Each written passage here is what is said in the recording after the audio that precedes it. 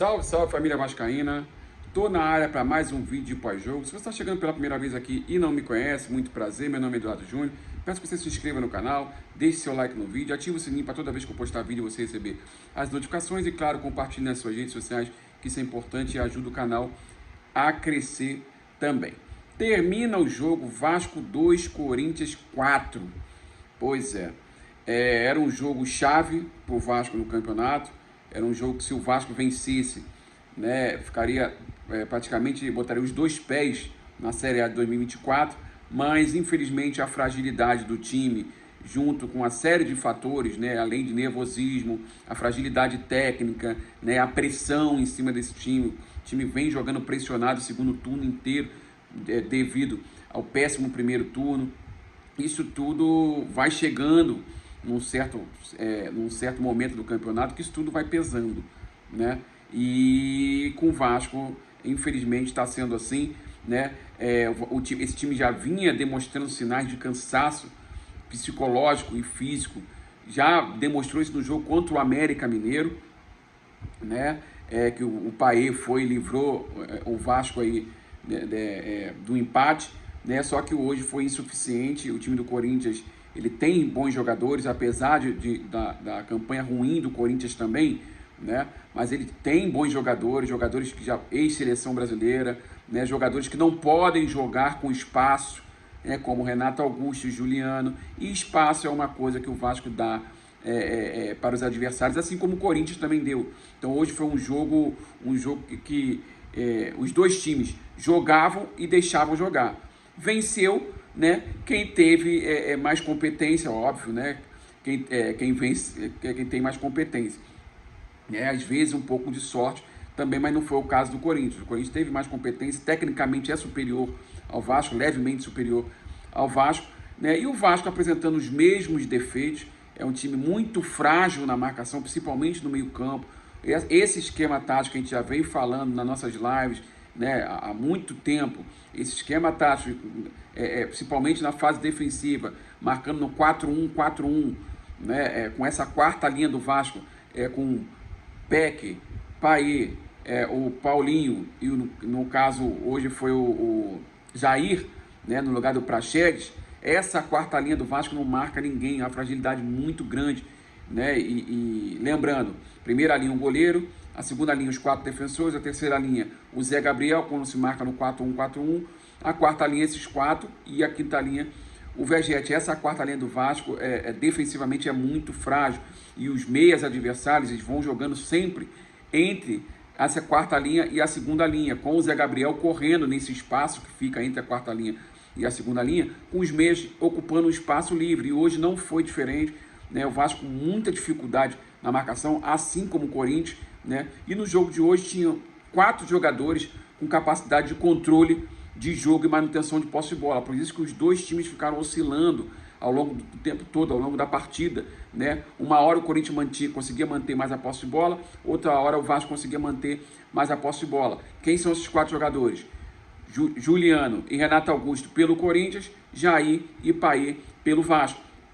Então vinha essa oscilação, os dois times conseguiam roubar a bola mais por erro do adversário do que uma melhora na marcação, né? Aquela marcação que você pressiona, rouba a bola e consegue te retirar a bola do adversário. Os dois times muito frágeis nisso aí, e o Vasco sai na frente do placar logo aos 4 minutos, que era o cenário ideal para justamente tirar a pressão do time, jogar a pressão para cima do Corinthians, né? Mas aí o Corinthians, numa bola praticamente linha de passe dentro da área, o Romero vai e empata o jogo. Depois o Vasco faz 2-1 com o Vegete, tira aquela pressão de novo, joga a pressão para cima do Corinthians de novo, né? E o Vasco de novo, bola aérea, um cruzamento no escanteio, o zagueiro, se eu não me engano, Lucas Veríssimo, cabeceia, o Romero aparece livre no meio da defesa, empata o jogo, né? E o terceiro gol foi o exemplo claro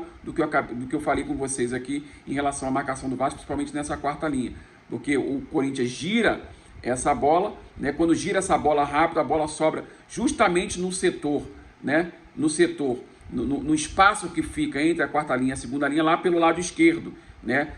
lado esse que fica o Payet, né? O Payet junto com o Jair, junto com o Jair, né? Justamente naquele espaço ali. Aí o garoto do Corinthians pega na bola, livre, né? E efetua o chute, faz 3-2 e a partir dali, né? Eu pensei assim, ó, acabou o jogo. Dificilmente o Vasco, nessas condições, né? Vira a partida por tudo que vem acontecendo, pelos sinais que esse time vem demonstrando de cansaço físico, de cansaço emocional. Era muito difícil o Vasco virar essa partida. Claro que como nós somos torcedores, né, eu esperava pelo menos assim, tinha esperança, não, um empate numa bola aérea aí, ou então uma bola que bate na mão e o VAR vai, chama e dá pênalti. Teve uma bola que bateu na mão, do jogador do Corinthians, mas o VAR deixou passar. Claro, a gente sabe que nessa altura do campeonato, como o Campeonato Brasileiro, na minha humilde opinião, claro que eu respeito quem pensa diferente, é um campeonato de baixíssima credibilidade. Eu acho que nessa altura do campeonato, eles só vão intervir no VAR se for uma coisa bem clara, justamente para não mexer no campeonato, né, e não mexer na tabela e se acusar de favorecer um e prejudicar outro, né? Então, aquela bola ali que em condições normais seria pênalti, né? O cara estava com o braço aberto, a bola bateu no braço dele, seria pênalti, mas a gente sabe como é que funciona, principalmente contra o Corinthians, 13 anos sem ganhar do Corinthians, né? E é um tabu incômodo. Claro que o Corinthians está construindo esse tabu na pior fase do Vasco, então eles não têm nada a ver com isso, né? Esse tabu se iniciou lá ainda com aquele time forte do Vasco, com interferência clara da arbitragem, seja com gol de mão a favor do Corinthians, seja não marcando pênalti a favor do Vasco, enfim. Esse histórico Vasco-Corinthians a gente já conhece, mas independentemente disso, eles não têm nada a ver com isso. Pegaram o Vasco na pior fase da história e estão construindo esse tabu aí, talvez o mais longo do futebol brasileiro. Voltando ao time do Vasco. Essa derrota eu acho que assim, no fundo, bateu doído aí em nós torcedores. Eu acho que vai ser difícil o Vasco reverter, vai ser difícil o Vasco permanecer na Série A.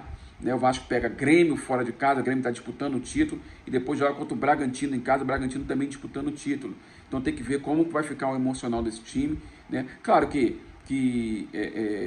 hoje, né, no calor da hora, né, o torcedor crava o rebaixamento, né? Mas, por exemplo, esse campeonato vem acontecendo resultados inesperados, como, por exemplo, a vitória do Bahia fora de casa em cima do Corinthians por 5-1, né? E quem sabe o Vasco surpreende aí nessas duas próximas rodadas, vai ter que vencer os 2 jogos, porque o Vasco está com 42, vencendo os 2 jogos vai para 48, se empatar um, vai para 43 e ganhar outro, chega só a 46, né? E já tem time aí, por exemplo, com 46, então assim, ficou muito difícil para o Vasco depois desse resultado, né, péssimo dentro de casa, né? E aí não tem jeito. Infelizmente, na vida, tudo que se planta, colhe, né? E tudo isso que nós estamos colhendo agora foi fruto de um plantio que foi feito no início do ano. A gente sabe que não foi só do início do ano, né? Estou falando esportivamente, desde o início do ano, com a péssima montagem do elenco, né? Mas isso vem desde lá de 2020, desde aquela decisão, daquela liminar irregular, e dali para frente nada deu certo, né?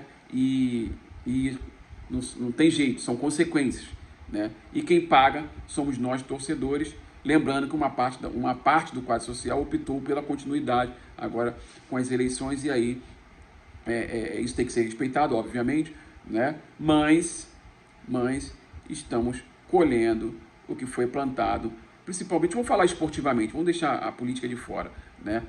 Esportivamente, estamos colhendo o que foi plantado lá atrás, com péssimas decisões no departamento de futebol da SAF, né? Lá atrás, a gente lembra que falaram muito, né? Falaram que o torcedor do Vasco nunca mais iria sofrer, que o sofrimento acabou contra o Ituano, que era uma nova era, né? Se vangloriaram pelo fato de terem gasto 100 milhões, falando que era a maior janela da história, com o pior custo-benefício da história, né? Ou seja, vão entregar, provavelmente, né, ao que tudo indica, mais um rebaixamento para a torcida do Vasco, que não merece isso, né? Apesar de que parte dela optou pela continuidade, isso tem que ser ressaltado, né?